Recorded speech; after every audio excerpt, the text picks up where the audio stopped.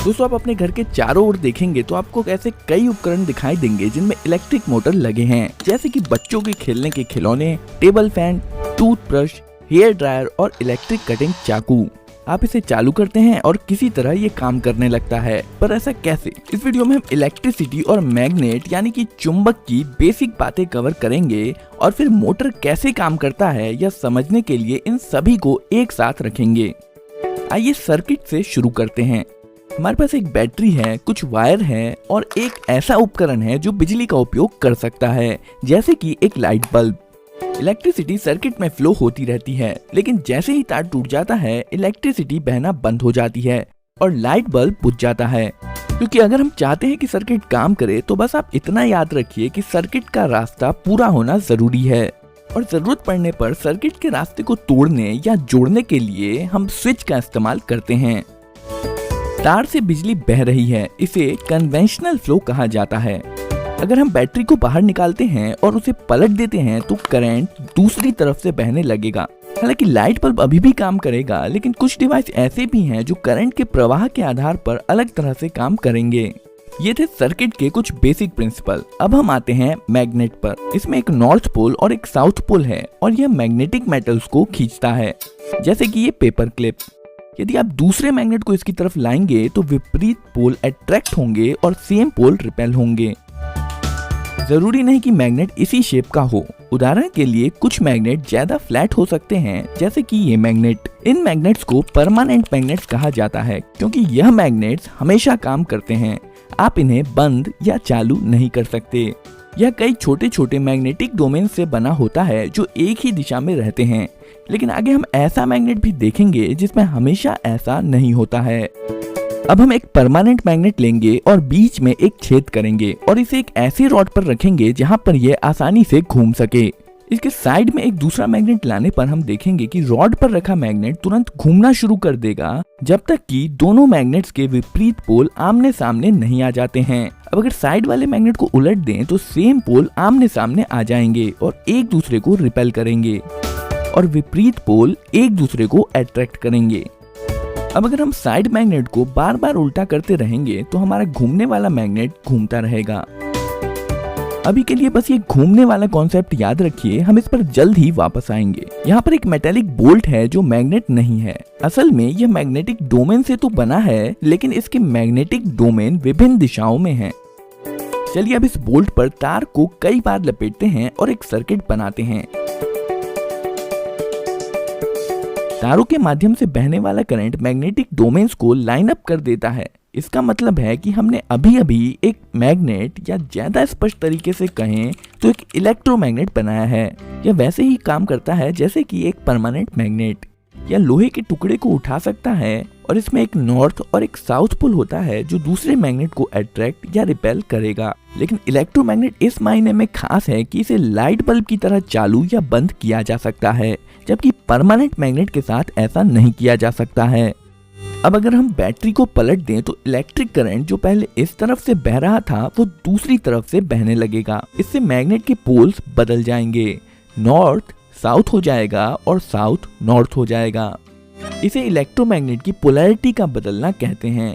पर ऐसा करने का ज्यादा आसान तरीका बैटरी को पलटने की बजाय केवल तारों को पलटना है। आइए अब हम अपने घूमने वाले मैग्नेट पर वापस आते हैं। इस बार हम घूमने वाले मैग्नेट की जगह पर इलेक्ट्रोमैग्नेट रख देंगे।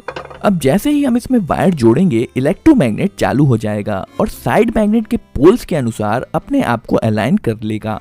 पर ये जो इलेक्ट्रोमैग्नेट के साथ वायर जुड़े हैं ये इसे फ्रीली नहीं घूमने देंगे। पर यहाँ पर जो ध्यान देने वाली बात है वो है इलेक्ट्रोमैग्नेट के घूमने का कॉन्सेप्ट। अब अगर हम तारों को आपस में बदल दें तो इलेक्ट्रोमैग्नेट के पोल्स बदल जाएंगे। सेम पोल रिपेल करेंगे और विपरीत पोल अट्रैक्ट करेंगे, जिसके कारण इलेक्ट्रोमैग्नेट घूम जाएगा। तारों को फिर से बदल दीजिए और इलेक्ट्रोमैग्नेट की पोलैरिटी फिर से बदल जाएगी और एक बार फिर सेम पोल रिपेल करेंगे और विपरीत पोल अट्रैक्ट करेंगे और इलेक्ट्रोमैग्नेट फिर से घूम जाएगा। यदि हम इसी प्रकार पोलैरिटी बदलते जाएं तो इलेक्ट्रोमैग्नेट लगातार घूमता रहेगा। हम इसे ज्यादा पावरफुल बनाने के लिए दूसरी तरफ एक और परमानेंट मैग्नेट लगा सकते हैं। ध्यान दें कि इस वाले मैग्नेट का साउथ पोल सेंटर की तरफ है और इस मैग्नेट का नॉर्थ पोल सेंटर की तरफ है। इस प्रकार साइड में लगे हुए मैग्नेट्स के तालमेल से बीच वाला मैग्नेट घूमता रहता है। यहाँ पर जो हमने देखा वह इलेक्ट्रिक मोटर का बहुत ही साधारण रूप है। इसे उपयोगी बनाने के लिए हमें इसमें कुछ सुधार करने होंगे। 2 साइड मैग्नेट्स को हटाकर ज्यादा पावरफुल कर्व्ड मैग्नेट्स लगाए जा सकते हैं और वायर लपेटे हुए बोल्ट की बजाय हम मेटल लूप का इस्तेमाल करेंगे जिसे आर्मेचर कहते हैं। वायर जोड़िए और हमारा सर्किट कंप्लीट है। इस बार आप इलेक्ट्रोमैग्नेट को फ्लैट मान सकते हैं जिसका साउथ पोल ऊपर की तरफ है और नॉर्थ पोल नीचे की तरफ। अब आर्मेचर तब तक घूमेगा जब तक कि विपरीत पोल एक दूसरे के सामने नहीं आ जाते हैं। हम चाहे तो पहले की तरह ही वायर के छोरों को बदलकर इलेक्ट्रोमैग्नेट्स का घूमना जारी रख सकते हैं, लेकिन यहाँ बैठकर इस वायर को स्विच करते रहना बेहद मुश्किल काम है और इस मुश्किल काम को आसान बनाने के लिए हमें आर्मेचर में कुछ जोड़ने की जरूरत है जिसे कम्यूटेटर कहा जाता है। यह एक रिंग है जिसमें 2 गैप्स हैं और ये आर्मेचर के साथ घूमेगा। इसमें सर्किट कनेक्ट करने के लिए इसके साइड में 2 ब्रशेस जोड़े जाते हैं। जब कम्यूटेटर घूमता है तब यह ब्रशेस इस पर स्लाइड करते हैं। हमेशा कांटेक्ट बना रहे इसके लिए स्प्रिंग्स का उपयोग किया जाता है। करंट वायर से ब्रश, ब्रश से कम्यूटेटर रिंग से आर्मेचर और फिर आर्मेचर से कम्यूटेटर रिंग और ब्रश के माध्यम से वापस वायर में फ्लो हो जाता है। अब जब इलेक्ट्रोमैग्नेट घूमेगा तो आर्मेचर और कम्यूटेटर रिंग भी घूमेंगे। इस बार इलेक्ट्रोमैग्नेट जब लगभग इतना घूम लेगा तब ब्रशेस कम्यूटेटर रिंग के दूसरी तरफ स्विच कर लेंगे। याद रखिए 2 ब्रशेस हैं और यह चीज दोनों तरफ होगी। कॉन्टैक्ट स्विच होने से पहले करंट इस तरह से फ्लो हो रहा था, पर जब ब्रशेस साइड स्विच कर लेंगे तब करंट इस तरह से फ्लो होने लगेगा और जब करंट की डायरेक्शन बदल जाएगी तो इलेक्ट्रोमैग्नेट की पोलैरिटी भी बदल जाएगी और आर्मेचर घूमता रहेगा। असल में कम्यूटेटर रिंग यहाँ पर वही काम कर रहा है जो पहले हम वायर बदल कर रहे थे, पर इस बार यह सब कुछ अपने आप ही कर ले रहा है। जब तक यह बैटरी से जुड़ा हुआ है तब तक यह इसी प्रकार घूमता रहेगा। बैटरी डिस्कनेक्ट कर देने पर इलेक्ट्रोमैग्नेट भी नहीं रहेगा और घूमना भी बंद हो जाएगा। अभी तक हमने आर्मेचर पर बस एक लूप का इस्तेमाल किया है। इसमें मोटर की स्पीड इरेगुलर होती है और इसके अलावा जब ब्रशेस कम्यूटेटर रिंग के टुकड़ों के बीचों बीच होगा तब इस स्थिति में मोटर रुक भी सकता है। इस मुसीबत से बचने के लिए यहाँ पर हम कम्यूटेटर रिंग को और 2 भागों में बांटकर और एक लूप जोड़ सकते हैं। शुरुआत में ब्रशेस इन 2 कम्यूटेटर के टुकड़ों के कांटेक्ट में होते हैं जो इस इलेक्ट्रोमैग्नेट को ऑन कर देते हैं, जिसके कारण यह घूमना शुरू कर देता है। पर जब कम्यूटेटर रिंग घूमकर इस पोजीशन पर आती है तो ब्रशेस का कांटेक्ट कम्यूटेटर टुकड़े के अगले जोड़े के साथ हो जाता है, जिसका मतलब है पिछला वाला लूप ऑफ हो जाता है और अगला लूप ऑन हो जाता है और अब अगला इलेक्ट्रोमैग्नेट घूमता है। ब्रशेस फिर से कांटेक्ट बदलते हैं और अगला लूप ऑन हो जाता है। मोटर के घूमने के दौरान यह लगातार होता रहता है और लूप्स एक के बाद एक इलेक्ट्रोमैग्नेट बनते रहते हैं और मोटर को घुमाते रहते हैं। कुछ इलेक्ट्रिक मोटर के आर्मेचर में कई लूप्स जोड़े जाते हैं जिससे मोटर स्मूथली चलता रहता है। आर्मेचर के घूमने से जो घूमने वाला बल पैदा होता है उसे टॉर्क कहते हैं। ज्यादा टॉर्क का मतलब है मोटर की ज्यादा स्पीड।